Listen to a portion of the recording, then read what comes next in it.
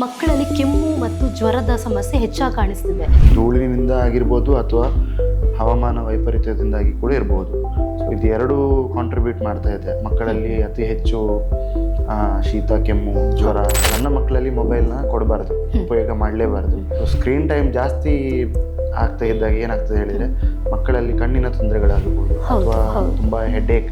ಇತ್ತೀಚಿನ ದಿನಗಳಲ್ಲಿ ನೋಡೋದಂತ ಹೇಳಿದ್ರೆ ಅಪ್ಪ ಅಮ್ಮ ಏನೋ ಹೇಳಲಿಕ್ಕೆ ಗೊತ್ತಿಲ್ಲ ಹೋಗ್ಬಿಟ್ಟು ಸುಸೈಡ್ ಮಾಡ್ಕೊಳ್ಳೋದು ಅಥವಾ ಸುಸೈಡ್ ಅಟೆಂಪ್ಟ್ ಮಾಡ್ಕೊಳ್ಳೋದು ಅದೆಲ್ಲ ಮಾಡ್ತಾ ಇದ್ದಾರೆ. ಅದು ಮೇಯ್ನ್ ಆಗಿ ಯಾಕೆ ಹೇಳಿದರೆ ಮುಂಚಿನ ಕಾಲದಲ್ಲಿ ಮನೆಯಲ್ಲಿ ಜಾಯಿಂಟ್ ಫ್ಯಾಮಿಲಿ ಇರ್ತಿತ್ತು. ಸೊ ಅದರೊಟ್ಟಿಗೆ ಈಗ ಮನೆಯಲ್ಲಿ ಪೇರೆಂಟ್ಸ್ ಕೂಡ ಹೆಚ್ಚಿನ ಟೈಮನ್ನು ಮಕ್ಕಳಿಗೆ ಕೊಡ್ತಿದ್ರು. ಬಟ್ ಈಗ ಹೇಗೆ ಹೇಳಿದರೆ ಮೋಸ್ಟ್ ಆಫ್ ದ ಟೈಮ್ ಇಬ್ಬರು ಪೇರೆಂಟ್ಸ್ ವರ್ಕಿಂಗ್ ಇರ್ತಾರೆ. ಪೋಷಕರ ನಿರೀಕ್ಷೆ ಹೆಚ್ಚಾಗ್ತಾ ಇದೆ ಮಕ್ಕಳ ವಿಚಾರದಲ್ಲಿ. ಸೊ ಇದೆಲ್ಲ ಅವರ ಮೇಲೆ ಒತ್ತಡ ಜಾಸ್ತಿ ಆಗ್ತಿದ್ದ ಹಾಗೆ ಅವರಿಗೆ ಈ ಥರ ಎಲ್ಲ ಬಿಹೇವಿಯರ್ಸ್ ಎಲ್ಲ ಸ್ಟಾರ್ಟ್ ಆಗ್ತದೆ. ಅಪ್ಪ ಅಮ್ಮನಲ್ಲಿ ಅಥವಾ ಹೊರಗಿನವ್ರ ಜೊತೆ ಸ್ವಲ್ಪ ಸುಳ್ಳು ಹೇಳೋದು ಸ್ವಲ್ಪ ಹೆಚ್ಚು ಅಂತ ಕಾಣಿಸ್ತಿದೆ. ಆ ಸುಳ್ಳು ಹೇಳದೇ ಇರೋ ಥರ ಮಾಡೋದಕ್ಕೆ ಅಥವಾ ಏನಾದರೂ ಅದನ್ನು ಕಂಟ್ರೋಲ್ ಮಾಡೋದಕ್ಕೆ ಯಾವುದಾದ್ರೂ ಒಂದು ಸಲಹೆ ಇದ್ರೆ ಸರ್. ಓಂ ಶ್ರೀ ಮಂಜುನಾಥಾಯ ನಮಃ, ಓಂ ಶ್ರೀ ಜನಾರ್ದನಾಯ ನಮಃ. ನಮಸ್ಕಾರ ಪ್ರಿಯ ವೀಕ್ಷಕರೇ, ನೀವು ನೋಡ್ತಾ ಇದ್ದೀರಾ STM ಮಲ್ಟಿ ಸ್ಪೆಷಾಲಿಟಿ ಆಸ್ಪತ್ರೆ ಆಯೋಜಿಸಿರುವಂತಹ ವಿಶೇಷ ಆರೋಗ್ಯ ಪಾಡ್ಕಾಸ್ಟ್. ಈ ಕಾರ್ಯಕ್ರಮಕ್ಕೆ ನಿಮಗೆಲ್ಲರಿಗೂ ಸ್ವಾಗತ. ಮಕ್ಕಳ ಒತ್ತಡ, ಮಕ್ಕಳ ಮನಸ್ಸಲ್ಲಿರುವಂತಹ ಭಾವನೆಗಳು, ಅವರಿಗೆ ಪರೀಕ್ಷೆ ಸಮಯದಲ್ಲಿ ಎದುರಾಗುವಂತಹ ಭಯ, ಸಮಸ್ಯೆ, ಸವಾಲು ಇವೆಲ್ಲದರ ಬಗ್ಗೆ ಮಾಹಿತಿಯನ್ನು ಕೊಡೋದಕ್ಕೆ ನಮ್ಮ ಜೊತೆ ಇದ್ದಾರೆ ನಮ್ಮ ಸಂಸ್ಥೆಯಲ್ಲಿ ಮಕ್ಕಳ ತಜ್ಞರಾಗಿ ಕಾರ್ಯನಿರ್ವಹಿಸುತ್ತಿರುವಂತಹ ಡಾಕ್ಟರ್ ಪ್ರತೀತ್ ಸರ್ ಇವರು. ಸರ್, ಕಾರ್ಯಕ್ರಮಕ್ಕೆ ಸ್ವಾಗತ. ಸರ್, ಮೊದಲ ಪ್ರಶ್ನೆ ಏನು ಅಂತ ಹೇಳಿದರೆ, ಈಗ ಸಾಮಾನ್ಯವಾಗಿ ನೋಡೋದಂತ ಹೇಳಿದರೆ ಈಗಿನ ಜನ್ರೇಷನ್ನ ಮಕ್ಕಳು ಜಂಕ್ ಫುಡ್ಗಳನ್ನು ತಿನ್ನೋದು ಹೆಚ್ಚು. ಅವರಿಗೆ ಪರ್ಟಿಕ್ಯುಲರ್ ಆಗಿರುವಂತಹ ಅವರ ಬೆಳವಣಿಗೆಗೆ ಸಹಕಾರಿಯಾಗುವಂತಹ ಒಂದು ಫುಡ್ಗಳ ಬಗ್ಗೆ ನೀವು ಒಂದು ಟಿಪ್ಸ್ ಕೊಡೋದಾದರೆ ಯಾವ ರೀತಿ ಕೊಡ್ಬೋದು ಸರ್? ಮೊದಲನೇದಾಗಿ ನೀವು ಹೇಳಿದಾಗೆ ಇತ್ತೀಚಿನ ಮಕ್ಕಳಲ್ಲಿ ಜಂಕ್ ಫುಡ್ಡಿನ ಒಂದು ಪರಿಣಾಮಗಳು ತುಂಬಾ ಇದೆ. ಸೊ ಅದಕ್ಕೋಸ್ಕರ ನಾವೇನು ಹೇಳ್ತೇವೆ ಹೇಳಿದರೆ ಅತ್ಯಧಿಕವಾಗಿ ಫೈಬರ್ ಕಂಟೆಂಟ್ ಇರುವಂತಹ ಫುಡ್ಗಳು, ಅಂದರೆ ಅದರಲ್ಲಿ ಎಣ್ಣೆ ಅಂಶ ಕಡಿಮೆ ಇರಬೇಕು. ಅದೇ ರೀತಿ ಬೇಕರಿ ಐಟಮ್ಸನ್ನು ಅವಾಯ್ಡ್ ಮಾಡಬೇಕಾಗ್ತದೆ. ಸೊ ಇನ್ನೊಂದು ಏನು ಹೇಳಿದರೆ ಈ ತರಕಾರಿ ಹಾಗೆ ಸೊಪ್ಪು ತರಕಾರಿ ಇದರಲ್ಲೆಲ್ಲ ಸ್ವಲ್ಪ ಫೈಬರ್ ಕಂಟೆಂಟ್ ಜಾಸ್ತಿ ಇರ್ತದೆ.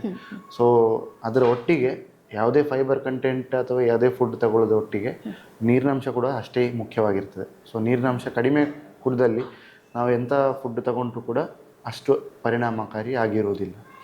ಸೊ ಅದಕ್ಕೋಸ್ಕರ ಜಂಕ್ ಫುಡ್ ಮೇಯ್ನಾಗಿ ಅವಾಯ್ಡ್ ಮಾಡಬೇಕಾಗ್ತದೆ. ಬಿಸ್ಕೆಟ್, ಆಮೇಲೆ ಚಾಕ್ಲೇಟ್ಸ್ ಇಂಥದ್ದೆಲ್ಲ, ಆಮೇಲೆ ಬೇಕ್ರಿ ಐಟಮ್ಸ್. ಅದರೊಟ್ಟಿಗೆ ನಮ್ಮ ರುಟೀನ್ ತರಕಾರಿ, ಹಣ್ಣು ಹಂಪಲು, ಡೈಲಿ ಒಂದು ಫ್ರೂಟ್, ಯಾವುದು ಫ್ರೂಟ್ ಕೂಡ ಆಗ್ತದೆ, ಅದು ಇದೊಂದು ಪರ್ಟಿಕ್ಯುಲರ್ ಆಗಿಲ್ಲ, ಯಾವುದೇ ಒಂದು ತರಹದ ಫ್ರೂಟ್ ಅದನ್ನು ಅವರು ರುಟೀನ್ ಮಾಡ್ಕೊಳ್ಬೇಕಾಗ್ತದೆ. ಅದರೊಟ್ಟಿಗೆ ನೀರಿನಂಶ ಅಂದರೆ ತುಂಬ ಹೆಚ್ಚಿನ ಪ್ರಮಾಣದಲ್ಲಿ ನೀರನ್ನು ಕುಡಿಬೇಕಾಗ್ತದೆ. ಸರ್, ಇನ್ನೊಂದು ಹೇಳೋದು ಅಂತ ಹೇಳಿದರೆ, ಈಗ ರೀಸೆಂಟ್ ಡೇಸ್ ಹೇಗಿದೆ ಅಂತ ಹೇಳಿದರೆ ಮಕ್ಕಳಲ್ಲಿ ಕೆಮ್ಮು ಮತ್ತು ಜ್ವರದ ಸಮಸ್ಯೆ ಹೆಚ್ಚಾಗಿ ಕಾಣಿಸ್ತಿದೆ. ಅದು ಧೂಳಿನ ಸಮಸ್ಯೆಗೂ ಆಗಿರಬಹುದು ಅಥವಾ ಶೀತದ ವಾತಾವರಣದಿಂದ ಕೂಡ ಆಗಿರಬಹುದು. ಇದನ್ನು ಕಡಿಮೆ ನಿಯಂತ್ರಣ ಮಾಡೋದಕ್ಕೆ ಯಾವ ರೀತಿ ಪೋಷಕರಾದವರು ಒಂದು ಪ್ರಿಕಾಷನ್ಸ್ಗಳನ್ನು ತಗೋಬಹುದು ಸರ್? ಮೊದಲನೇದಾಗಿ ಏನು ಹೇಳಿದರೆ, ಇತ್ತೀಚಿನ ದಿನಗಳಲ್ಲಿ ಧೂಳಿನಿಂದ ಆಗಿರ್ಬೋದು ಅಥವಾ ಹವಾಮಾನ ವೈಪರೀತ್ಯದಿಂದಾಗಿ ಕೂಡ ಇರ್ಬೋದು. ಸೊ ಇದು ಎರಡೂ ಕಾಂಟ್ರಿಬ್ಯೂಟ್ ಮಾಡ್ತಾ ಇದೆ ಮಕ್ಕಳಲ್ಲಿ ಅತಿ ಹೆಚ್ಚು ಶೀತ, ಕೆಮ್ಮು, ಜ್ವರ ಇಂಥದ್ದೆಲ್ಲ ಬರುವ ಸಾಧ್ಯತೆಗಳಿರ್ತವೆ. ಸೊ ಒಂದು ಏನು ಹೇಳಿದರೆ, ನಾವು ಆದಷ್ಟು ಹೊರಗಡೆ ಹೋಗುವಾಗ ಡಸ್ಟ್ ಧೂಳಿದ್ದ ಕಡೆ ನಾವು ಸ್ವಲ್ಪ ಮಾಸ್ಕನ್ನು ಉಪಯೋಗಿಸೋದು. ಸೊ ಅದರೊಟ್ಟಿಗೆ ಮೇಯ್ನಾಗಿ ನಾವು ಈಗ ಈ ಥರ ಹವಾಮಾನ ವೈಪರೀತ್ಯ ಇರುವ ಟೈಮಲ್ಲೆಲ್ಲ ಆದಷ್ಟು ನಾವು ಸ್ವಲ್ಪ ಬೆಚ್ಚನೆಯನ್ನು ಇಟ್ಕೊಂಡ್ರೆ ಸೊ ಈ ಥರ ಶೀತ, ಕೆಮ್ಮು ಪದೇ ಪದೇ ಬರೋದ್ರಿಂದ ತಡೆಗಟ್ಟಬಹುದಾಗ್ತದೆ. Okay sir. ಸರ್, ಇವಾಗ ನೋಡೋದು ಅಂತ ಹೇಳಿದರೆ ಮಕ್ಕಳಿಗೆ ಸ್ನೇಹಿತರ ಸಹವಾಸಕ್ಕಿಂತ ಮೊಬೈಲ್ಗಳ ಸಹವಾಸ ಹೆಚ್ಚು. ಇದರಿಂದಾಗಿ ಅವರ ಜೀವನ ಅಂತ ಅಲ್ಲದಿದ್ರೂ ಕೂಡ ಮಾನಸಿಕ ಆರೋಗ್ಯದ ಮೇಲೆ ಎಷ್ಟು ಪರಿಣಾಮ ಬೀರಬಹುದು ಸರ್? ಖಂಡಿತವಾಗಿಯೂ ಇತ್ತೀಚಿನ ದಿನಗಳಲ್ಲಿ ನಾವು ನೋಡ್ತಿದ್ದೇವೆ ಮಕ್ಕಳಲ್ಲಿ TV ಹಾಗೂ ಮೊಬೈಲ್ನ ಅಡಿಕ್ಷನ್ ತುಂಬ ಜಾಸ್ತಿ ಇದೆ. ನಾವೇನು ಹೇಳ್ತೇವೆ ಹೇಳಿದರೆ, ಯೂಶ್ವಲಿ ಸಣ್ಣ ಮಕ್ಕಳಲ್ಲಿ ಮೊಬೈಲ್ನ ಕೊಡಬಾರ್ದು, ಉಪಯೋಗ ಮಾಡಲೇಬಾರ್ದು. ದೊಡ್ಡವರಲ್ಲಿ ಕೂಡ ಈಗ TV ಉಪಯೋಗ ಮಾಡೋದಾದ್ರು ಕೂಡ ನಾವು ಆಲ್ಮೋಸ್ಟ್ 1 ಗಂಟೆ ತನಕ ಮಾತ್ರ ಅವರಿಗೆ ಕೊಡಬಹುದು ಉಪಯೋಗ ಮಾಡಲಿಕ್ಕೆ. ಅಂದರೆ ಈಗ ಕೆಲವೊಂದು ಕಡೆ ಆನ್ಲೈನ್ ಕ್ಲಾಸಸ್ ಎಲ್ಲ ಇರ್ತದೆ. ಸೊ ಆದ ಕಾರಣದಿಂದಾಗಿ ಅದಕ್ಕೆ ಸೀಮಿತವಾಗಿ ಅವ್ರನ್ನ ಮೊಬೈಲ್ ಅಥವಾ ಟಿ ವಿ ಬಳಕೆನೋ ಮಾಡಲಿಕ್ಕೆ ಹೇಳ್ಬೋದು ವಿನಃ ಅದರ ಬದಲು ನಾವು ಅವರ ಕಡೆಯಲ್ಲಿ ಈಗ ಊಟ ಮಾಡಿಸುವಾಗ ಮಗುವಿಗೆ ಅಥವಾ ಇನ್ ಜನರಲ್ ಆಗಿ ಬೇರೆ ಟೈಮಲ್ಲಿ ಮೊಬೈಲ್ನ ಕೊಡೋದನ್ನು ನಾವು ಬೇಡ ಅಂತ ಹೇಳ್ತೇವೆ.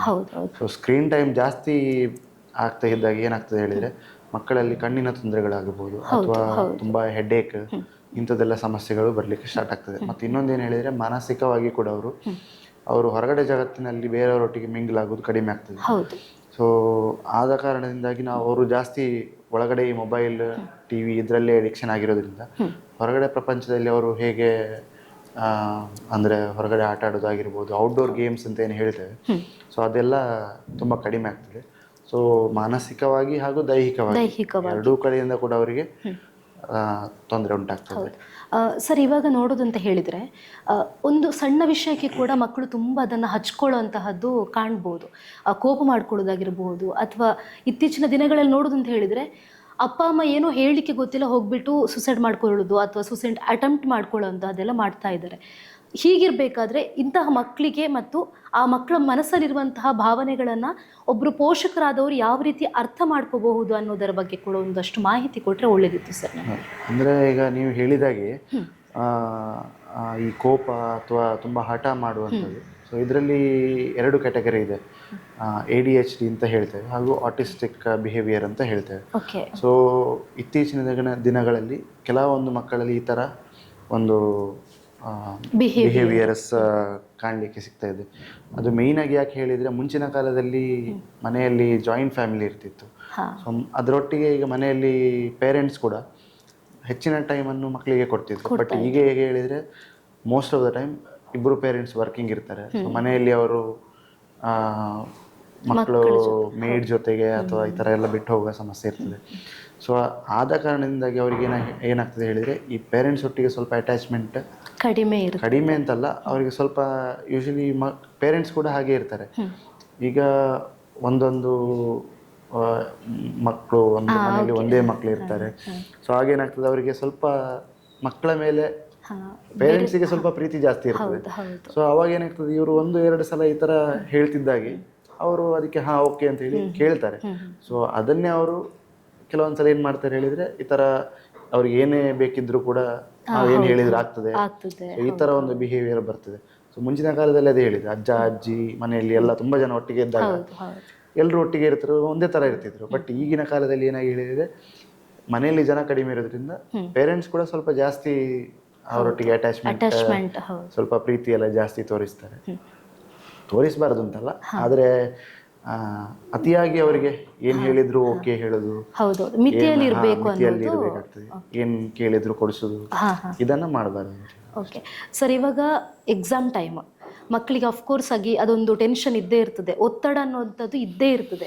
ಇದಕ್ಕೆ ನಿಮ್ಮಿಂದ ಏನಾದ್ರೊಂದು ಸಲಹೆ, ಆ ಭಯ ಇರಬಾರ್ದು, ಮಕ್ಕಳು ಎಕ್ಸಾಮ್ ಟೈಮಲ್ಲಿ ಭಯ ಪಡಬಾರ್ದು, ಆ ಒತ್ತಡವನ್ನು ಸ್ವಲ್ಪ ಕಡಿಮೆ ಮಾಡಿಕೊಂಡು ಓದಲಿಕ್ಕೆ ಪ್ರಿಪೇರ್ ಆಗಬಹುದು ಅನ್ನೋದರ ಬಗ್ಗೆ ಏನಾದರೂ ಒಂದು ಟಿಪ್ಸ್ ಸರ್, ಮಕ್ಕಳಿಗೆ ಟಿಪ್ಸ್ ಕೊಡೋದಾದರೆ? ಟಿಪ್ಸ್ ಅಂತ ಏನಿಲ್ಲ, ಆ್ಯಕ್ಚುಲಿ ಓದುವುದು ಎಲ್ರಿಗೆ, ಮಕ್ಕಳಾದ ಎಲ್ಲರೂ ಓದಲೇಬೇಕು. 10th PUC ಯಾವುದೇ ಕ್ಲಾಸಲ್ಲಿದ್ದರೂ ಕೂಡ ಓದಲೇಬೇಕಾಗ್ತದೆ. ಅವರು ಸ್ಟಾರ್ಟಿಂಗಿಂದಲೇ ಈ ಥರ ಓದುವ ಹವ್ಯಾಸವನ್ನು ರೂಢಿ ಮಾಡ್ಕೊಂಡಿದ್ರೆ ಲಾಸ್ಟಿಗೆ ಟೆನ್ಷನ್ ಆಗೋದಿಲ್ಲ. ಓದು ಕಡಿಮೆ ಆಗಿದ್ರೆ ಮತ್ತೆ ಲಾಸ್ಟಿಗೆ ಸ್ವಲ್ಪ ಸ್ಟ್ರೆಸ್ ಆಗ್ತದೆ. ಆದಷ್ಟು ಸ್ಟ್ರೆಸ್ ಮಾಡ್ಕೊಳ್ಬಾರ್ದು.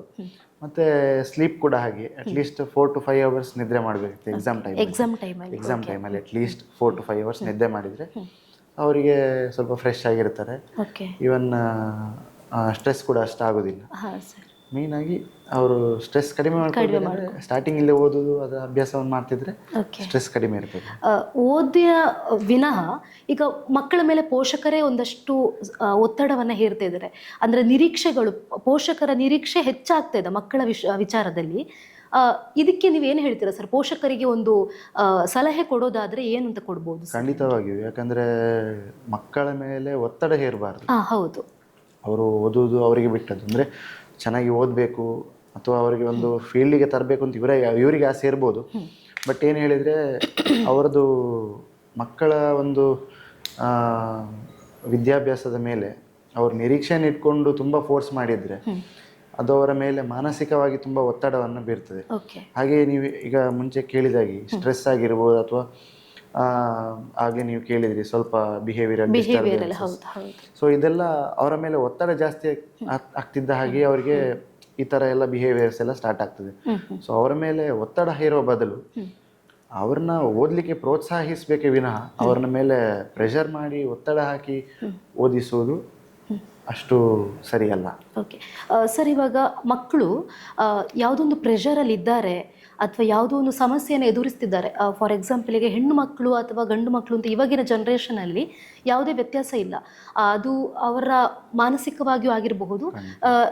ಇವಾಗ ಸಿಚುವೇಶನ್ಗಳು ತುಂಬ ಕ್ರಿಯಲ್ ಆಗಿ ಹೋಗ್ತಾ ಇರೋದ್ರಿಂದಾಗಿ ಅವರು ಯಾವುದೋ ಒಂದು ಒತ್ತಡದಲ್ಲಿ ಸಿಲುಕಿ ಇರುವಂತಹ ಸಾಧ್ಯತೆಗಳು ಕೂಡ ಇರ್ತವೆ. ಇಂತಹ ಒಂದು ಸೂಕ್ಷ್ಮ ವಿಷಯಗಳನ್ನು ಒಬ್ಬರು ಪೋಷಕರಾಗಿರುವಂಥವರು ಯಾವ ರೀತಿ ಅದನ್ನು ಗುರುತಿಸಬಹುದು, ಅದಕ್ಕೆ ಯಾವ ರೀತಿ ಅವರು ಸೊಲ್ಯೂಷನ್ಗಳನ್ನು ಕಂಡು ಹಿಡಿಬೋದು ಸರ್? ಮೇಯ್ನಾಗಿ ಏನು ಹೇಳಿದರೆ ಅವರ ಒಂದು ಅಂದರೆ ಮಕ್ಕಳು ಯಾವ ಒಂದು ಸ್ಟ್ರೆಸ್ಸಲ್ಲಿದ್ದಾರೆ ಅಥವಾ ಯಾವುದೇ ರೀತಿಯ ತೊಂದರೆಯಲ್ಲಿದ್ದಾರೆ ಅಂತ ಹೇಳಬೇಕಾದ್ರೆ ಅವರಿಗೆ ಮುಖ್ಯವಾಗಿ ನಾವು ಅವರಿಗೆ ಸ್ವಲ್ಪ ಟೈಮ್ ಕೊಡಬೇಕಾಗ್ತದೆ. ಸೊ ನಾವು ಎಷ್ಟು ಅವರಿಗೆ ಮನೆಯಲ್ಲಿ ನಾವು ಮಕ್ಕಳಿಗೆ ಟೈಮ್ ಕೊಡ್ತೇವೆ ಅಷ್ಟು ಅವರ ಮನಸ್ಸನ್ನು ಅರ್ಥ ಮಾಡ್ಕೊಳ್ಳಿಕ್ಕೆ ಸಾಧ್ಯ ಆಗ್ತದೆ. ಸೊ ಈ ಥರ ಇದ್ದಾಗ ಅವರು ಯೂಶಲಿ ಓಪನ್ ಅಪ್ ಆಗ್ತಾರೆ.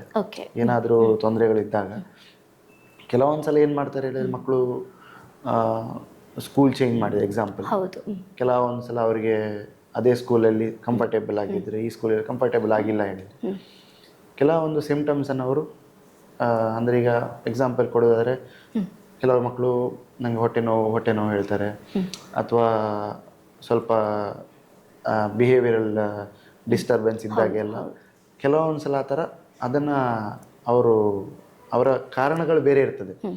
ಸೊ ಇದರಿಂದಾಗಿ ಅವ್ರು ಏನು ಹೇಳ್ತಾರೆ, ಈ ಥರ ತುಂಬ ಸುಮ್ಮನೆ ಏನೋ ಒಂದು ಸಿಮ್ಟಮ್ಸ್ ಎಲ್ಲ ಹೇಳ್ತಿರ್ತಾರೆ.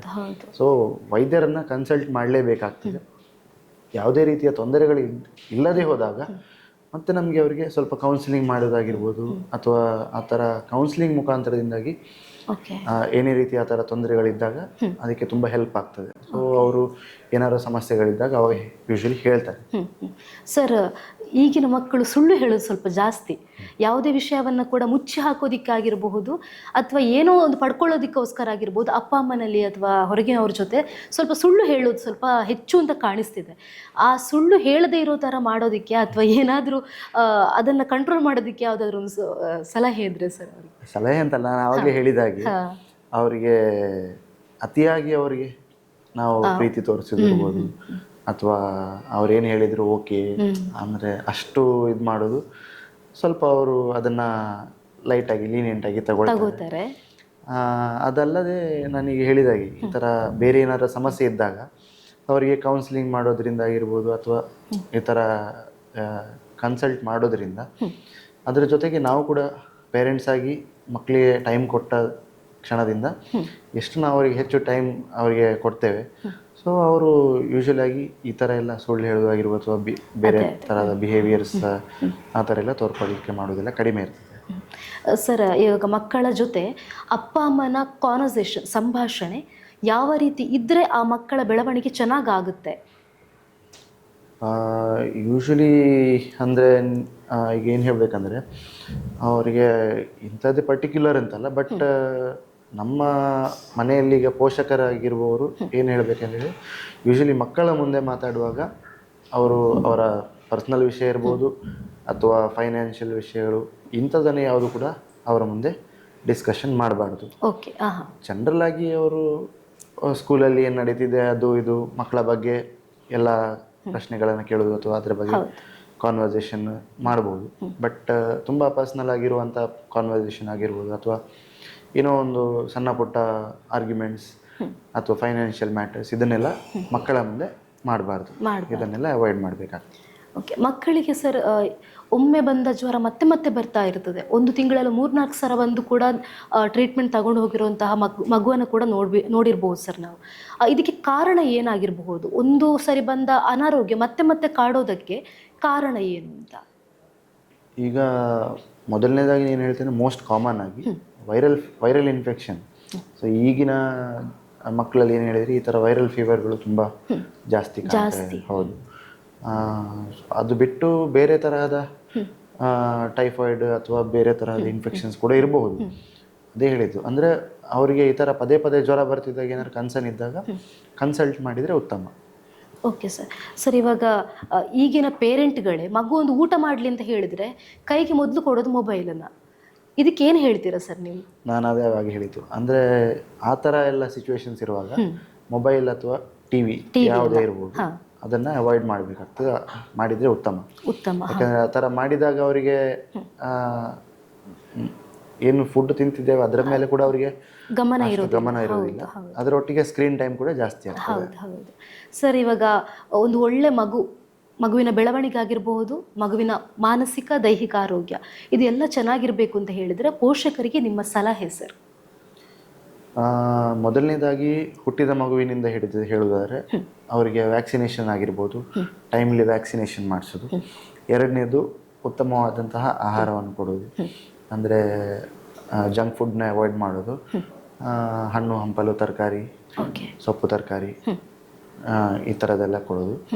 ಅದರ ಜೊತೆಗೆ ಸರಿಯಾದ ಸಮಯದಲ್ಲಿ ನೀರನ್ನು ಸೇವನೆ ಮಾಡೋದು. ಈಗ ಬೇಸಿಗೆಗಾಲದಲ್ಲಿ ಹೈಡ್ರೇಷನ್ ಮೇನ್, ಸೊ ನೀರಿನವರು ಅತಿ ಹೆಚ್ಚು ಪ್ರಮಾಣದಲ್ಲಿ ಕುಡಿಬೇಕಾಗ್ತದೆ. ಮತ್ತು ಇನ್ನೊಂದು ಏನು ಹೇಳಿದರೆ ಸ್ಕ್ರೀನ್ ಟೈಮ್ ಅವಾಯ್ಡ್ ಮಾಡಬೇಕು. ಆದಷ್ಟು ಪೋಷಕರು ಮಕ್ಕಳಿಗೆ ಹೆಚ್ಚಿನ ಟೈಮನ್ನು ಕೊಡಬೇಕು. ಹೌದು. Okay sir. ಮಕ್ಕಳ ಆರೋಗ್ಯ ಮನೋಸ್ಥಿತಿ ಬಗ್ಗೆ ಅತ್ಯಮೂಲ್ಯವಾದಂತಹ ಮಾಹಿತಿಗಳನ್ನು ನಮಗೆ ಕೊಟ್ರಿ ಸರ್, ಧನ್ಯವಾದಗಳು.